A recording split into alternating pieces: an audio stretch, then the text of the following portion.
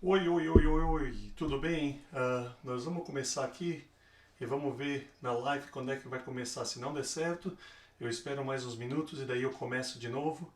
Mas aqui é só, eu tô aprendendo aqui. Segundo vídeo, segunda semana de Facebook Live aqui. E muito obrigado por compartilhar o vídeo semana passada e por tudo que vocês têm feito. Deixa eu dar tomar uma aguinha aqui. Quer dizer, é McDonald's Sweet Tea, chá doce americano, que é a coisa mais deliciosa do mundo. Eu vou dar uma esperadinha aqui para ver se o Facebook dá uma chegadinha aqui e acompanha. Mas eu tô, enquanto você se conecta, eu dou uma esperada e a gente só vai conversar um pouco daqui 10 segundos no meu timer aqui vai começar, mas eu comecei um pouco mais cedo só para ver o que iria acontecer. Vamos ver.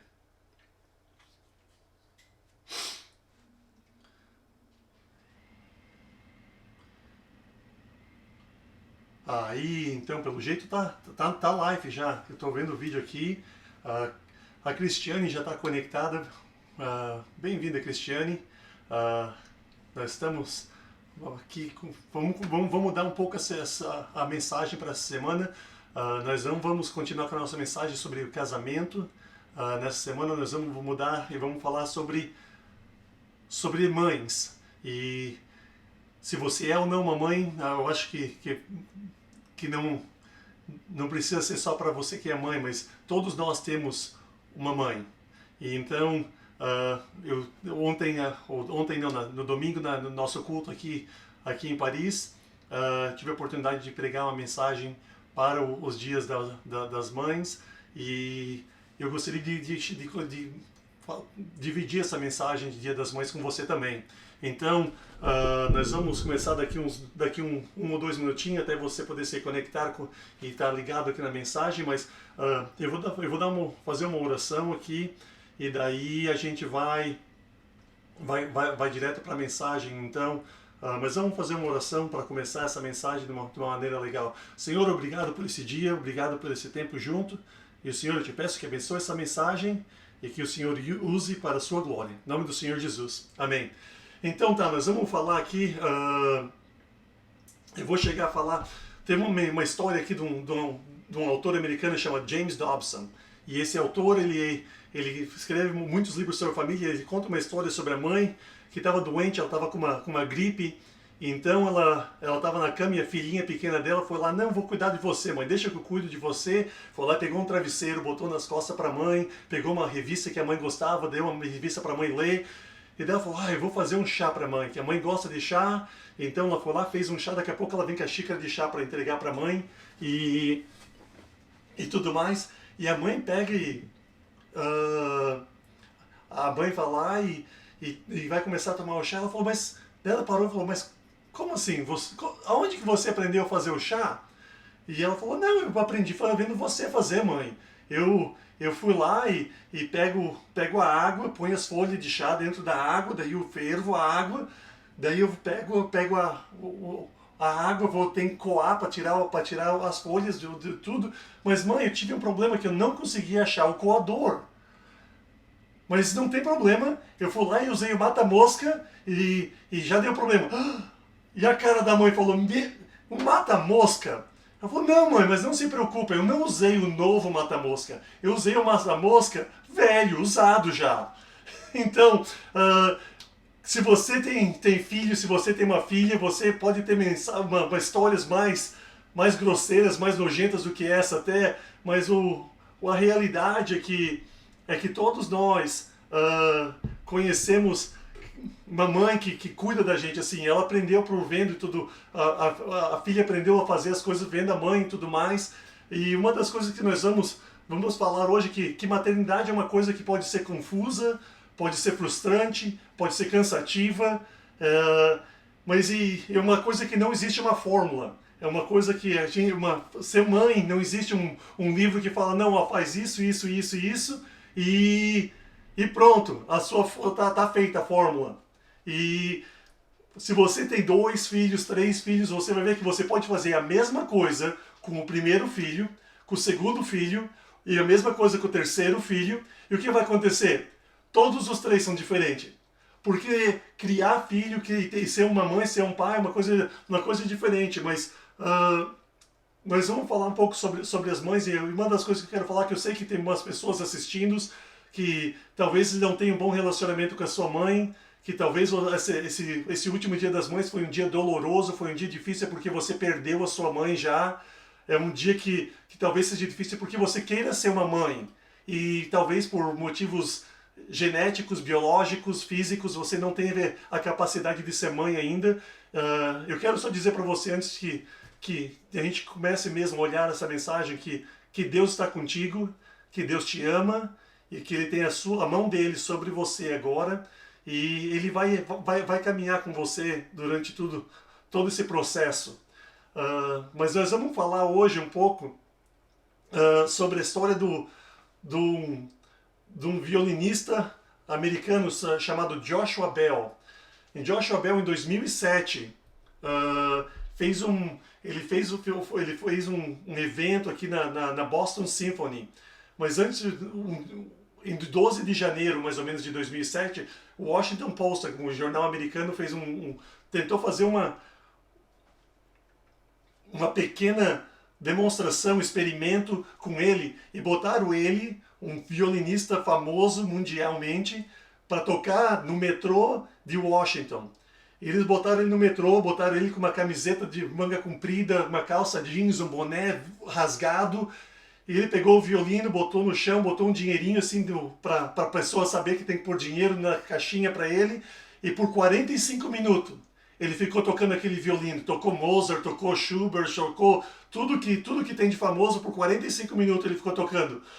Um violino de 3 milhões de dólares. 3 milhões de dólares. E ele ficou tocando por 45 minutos. E 3 dias antes desse experimento que fizeram com Joshua Bell, ele vendeu totalmente a Boston Symphony Hall.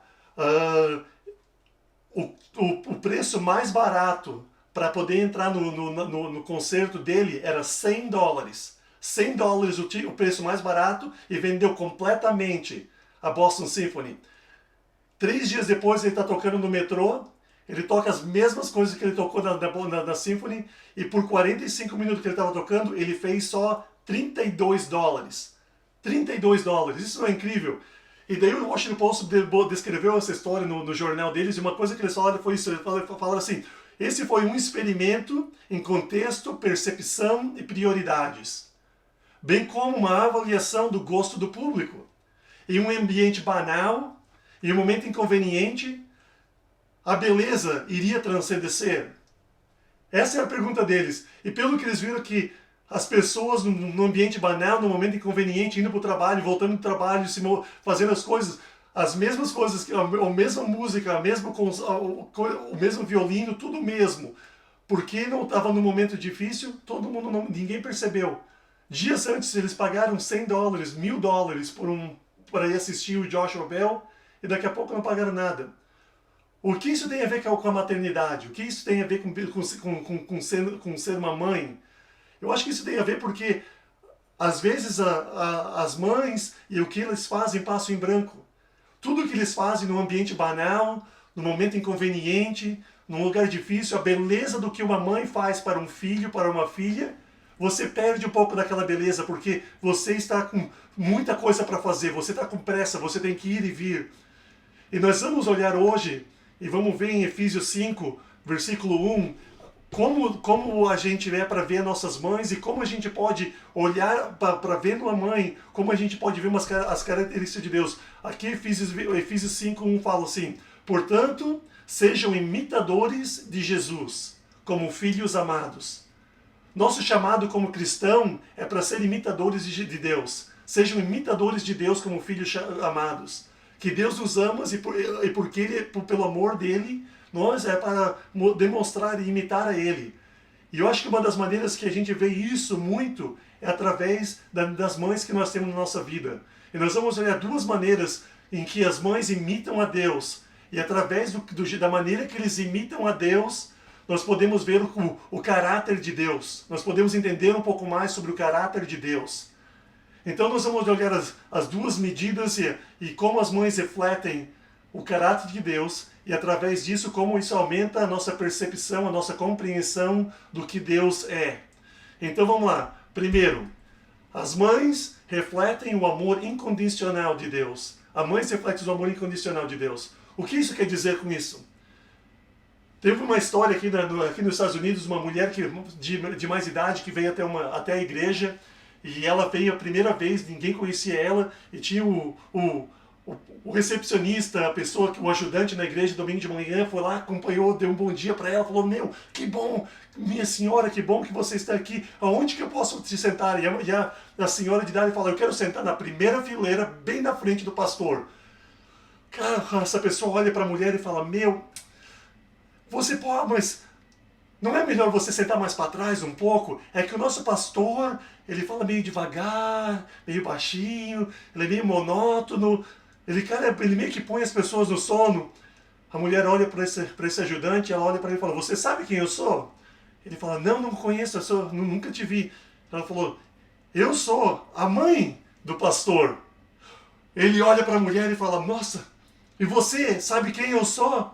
A mulher fala, não conheço. Ele fala, que bom então. E ele vira as costas e sai. O que eu quero falar com essa história? Que para as pessoas da igreja, para esse senhor da igreja que estava ajudando, às vezes o pastor fala devagar, dá meio sono. Para a mãe do pastor, ele é o melhor pastor do mundo, é a melhor prédica que ela já ouviu na vida. Não existe melhor coisa no mundo do que a prédica do filho dela.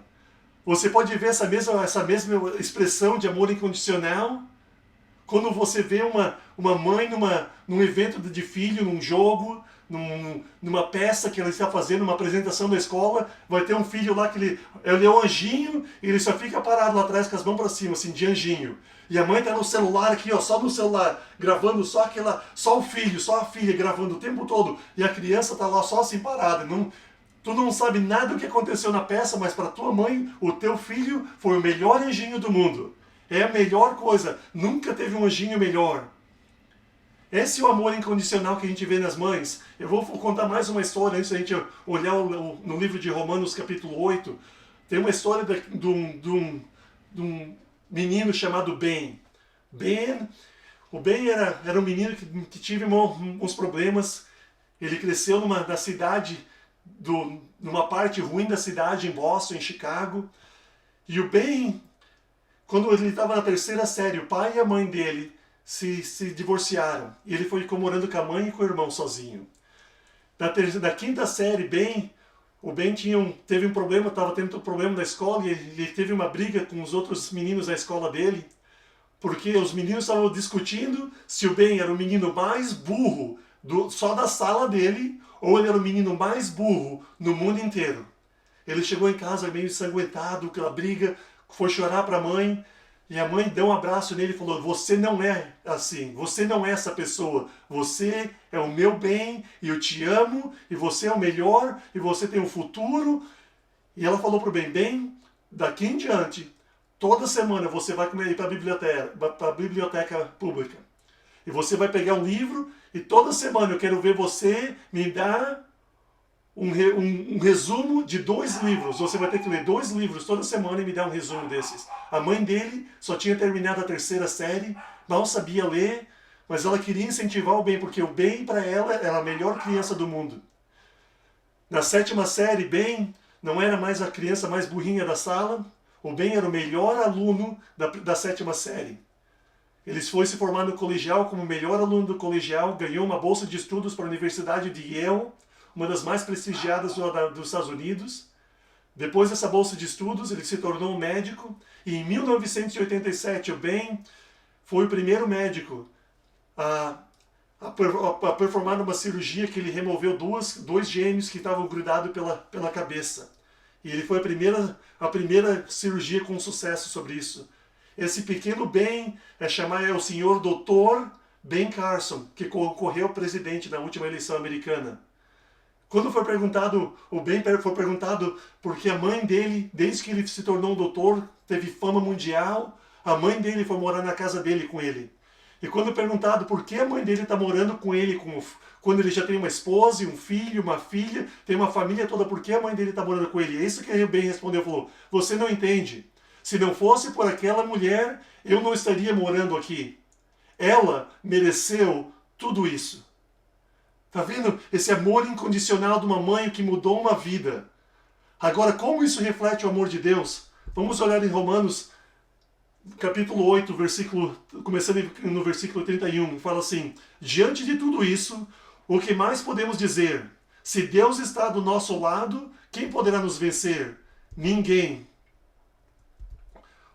E o versículo 2, porque ele nem mesmo deixou de entregar o próprio Filho, mas ofereceu por todos nós. Se ele nos deu o seu Filho, será que nos dará também todas as coisas? Quem acusará aqueles que Deus escolheu? Ninguém, porque o próprio Deus declara que eles não são culpados. Será que alguém poderá condená-los? Ninguém, pois Cristo Jesus quem morreu.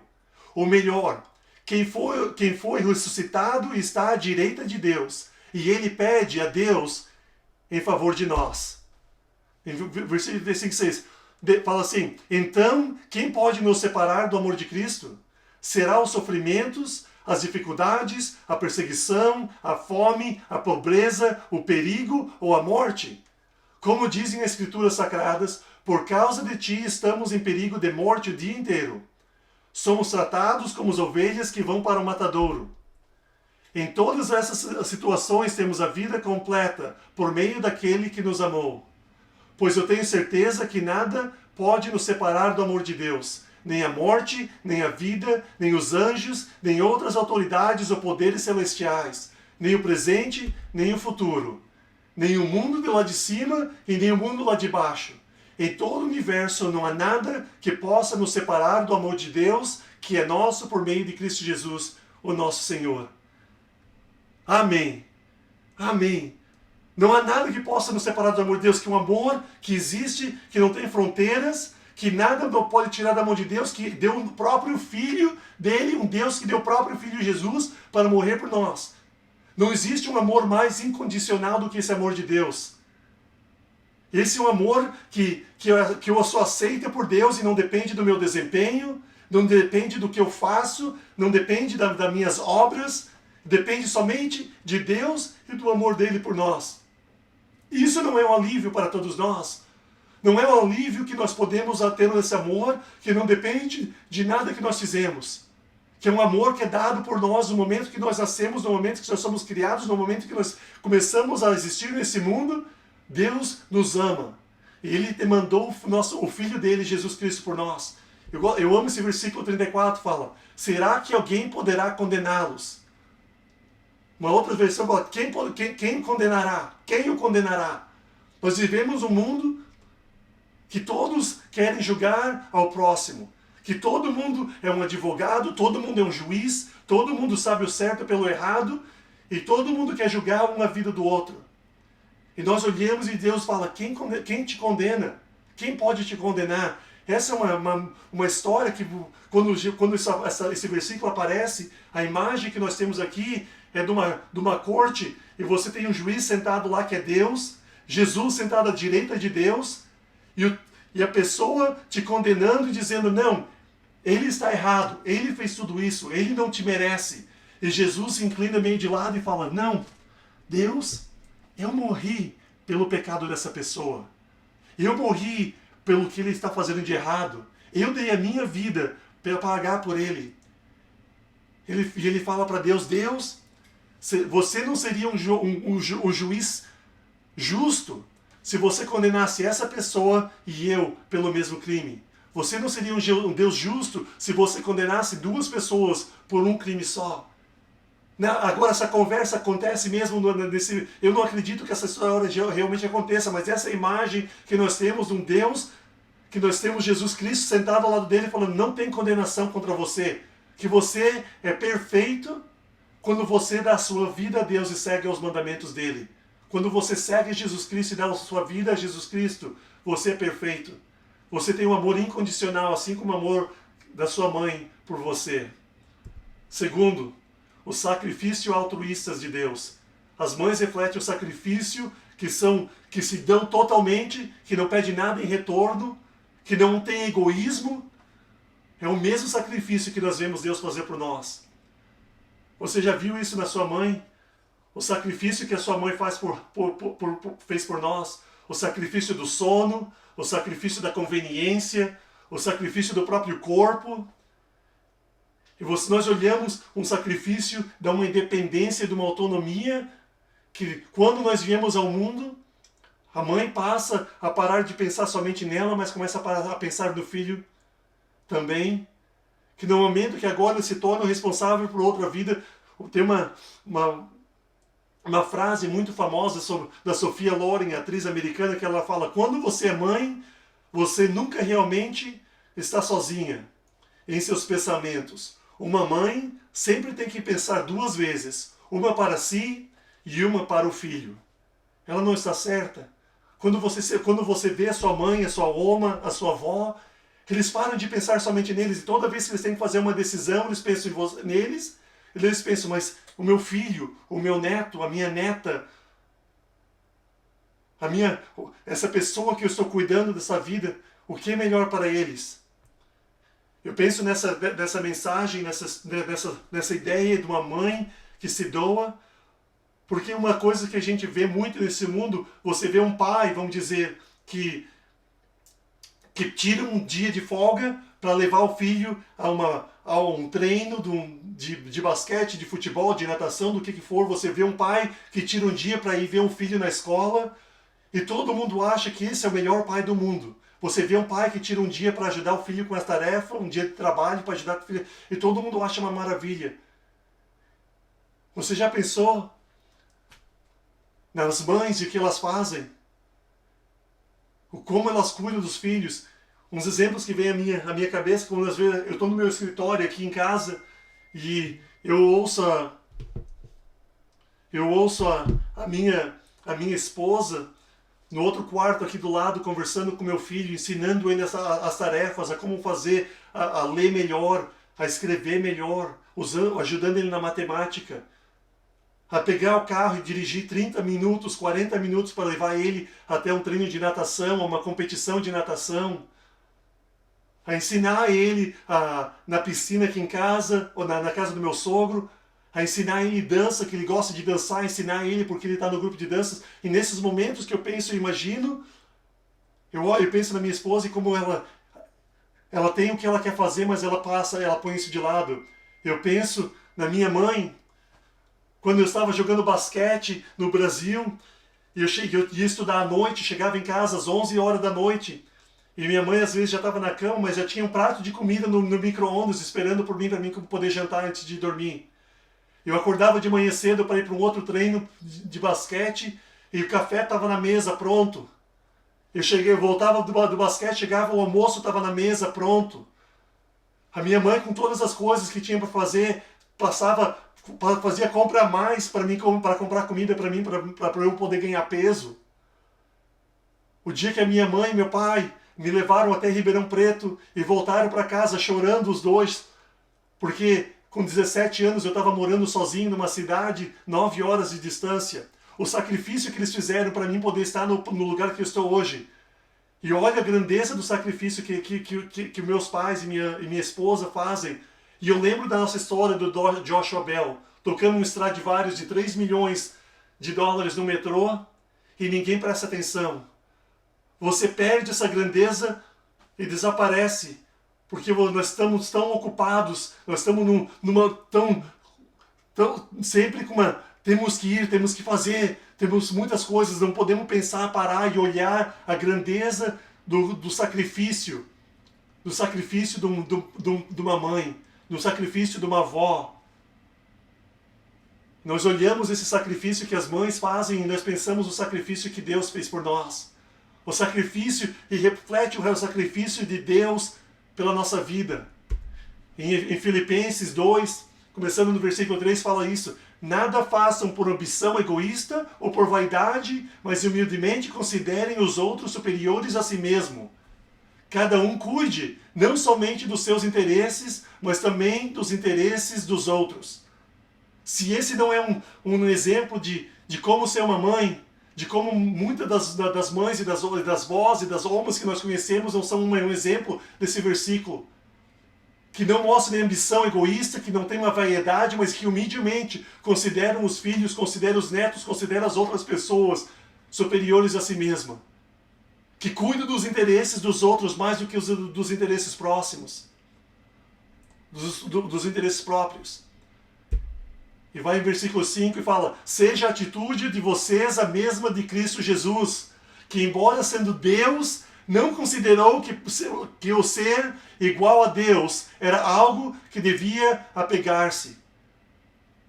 A atitude de Jesus, que era Deus, que é Deus, que estava com Deus desde o começo, que em Gênesis 1,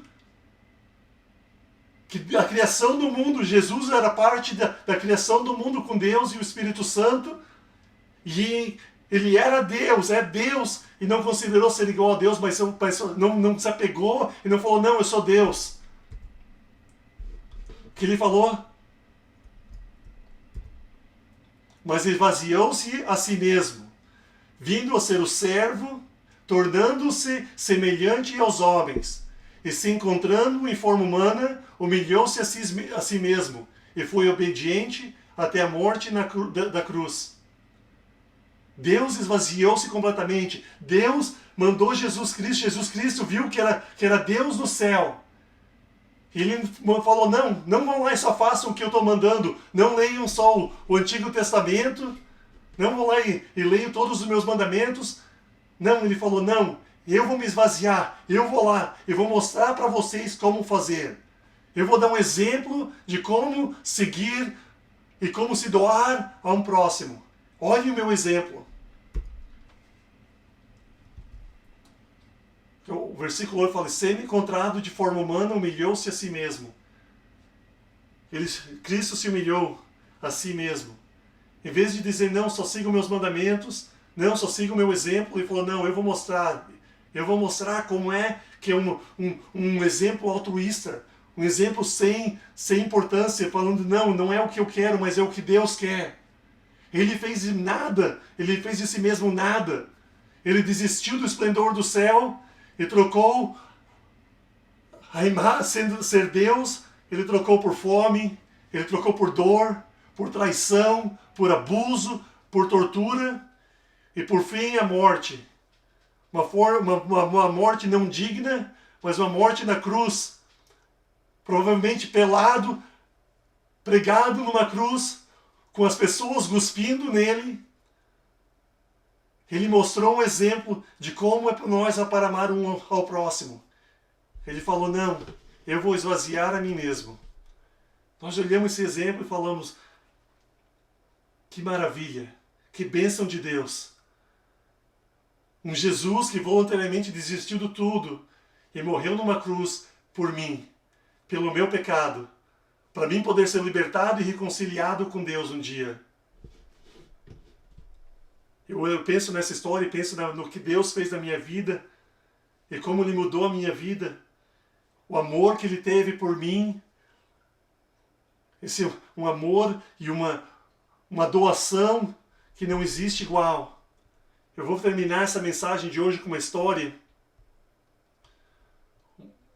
Uma história de uma menina que estava morrendo no hospital com câncer.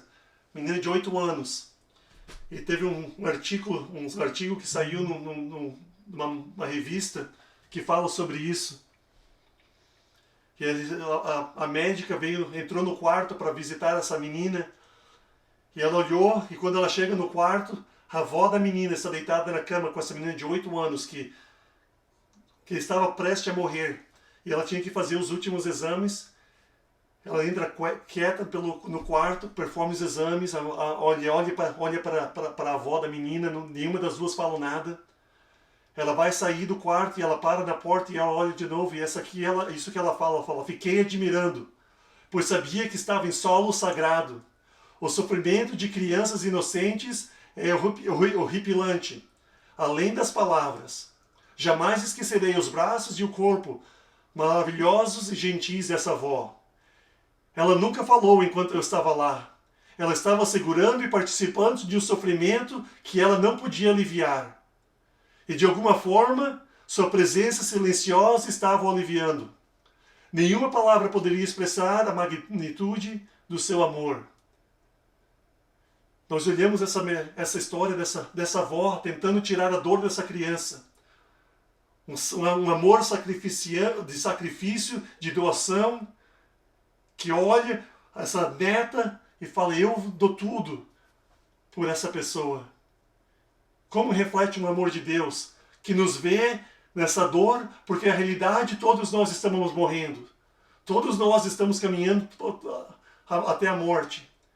E nós temos momentos de sofrimento, momentos de dor, momentos de que nós queremos desistir da vida. E Deus vem, manda Jesus Cristo para morrer na cruz pelos nossos pecados, para pôr os braços, para nos abraçar e dizer, eu estou aqui, eu quero tirar a sua dor. E eu posso tirar a sua dor, mas dê a sua dor para mim. Me aceite, viva a sua vida para mim, me convida a entrar na sua vida e a ser parte da sua vida. Um amor que não existe, que não há fronteiras, que não há barreiras. Um amor que olha a nós e nos vê como ovelhas perdidas, como aquela uma ovelha perdida das 99. E fala, não, eu vou deixar as 99 do lado e eu vou seguir atrás de uma ovelha, porque o meu amor por essa ovelha é maior do que tudo. E quando nos acha, nos abraça e nos leva de volta. Você conhece esse amor? Você já conheceu esse amor da sua vida? Você já conheceu o amor de Jesus que atravessa qualquer barreira? Eu quero que você tenha uma oportunidade de conhecer esse amor de Jesus, de dar a sua vida a Ele. Você pode orar e receber esse amor de Jesus agora nessa mensagem, nesse vídeo. E você dizer, Jesus Cristo, eu sei que eu sou um pecador, eu sei que eu falho, eu sei que eu não faço tudo corretamente. E Jesus Cristo, o único que pode tirar esse pecado, o único que pode tirar a dor da minha vida é você. Então hoje eu te clamo, eu chamo ao teu nome, Jesus. Eu peço que o Senhor seja o rei sobre a minha vida e transforme a minha vida. Se você orar isso e dizer amém, Senhor, eu quero isso para a minha vida, a sua vida será transformada hoje. E você continuará a caminhar com Jesus. Encontre uma igreja local. Encontre uma igreja que pregue Jesus Cristo. Que pregue o amor de Deus e a palavra de Deus. Mas eu quero deixar essa mensagem final para você compartilhar essa mensagem com a sua avó, com a sua oma, com a sua mãe. Que você compartilhe e fale um pouco sobre o amor que você sente por elas, sobre os sacrifícios que elas fizeram por vocês e agradeça ao amor incondicional que eles te deram nos momentos bons e nos momentos difíceis. E por todos os sacrifícios que eles fizeram, porque elas fizeram por você. Minha oração é que Deus esteja com você, que você caminhe com Ele, e que Ele seja o Rei sobre a sua vida e que se transforme a sua vida. Em nome de Jesus. Amém. Nós vamos continuar aqui. Eu vou terminar o vídeo, mas eu quero ver, dar um minuto e dizer, assim que acabar o vídeo, eu vou estar nos comentários, manda uma mensagem, faça a sua pergunta, e muito obrigado, compartilhe, dá uns thumbs up, um like para nós, e que Deus te abençoe e que te guarde. E muito obrigado por assistir, muito obrigado por compartilhar, e Deus esteja com você.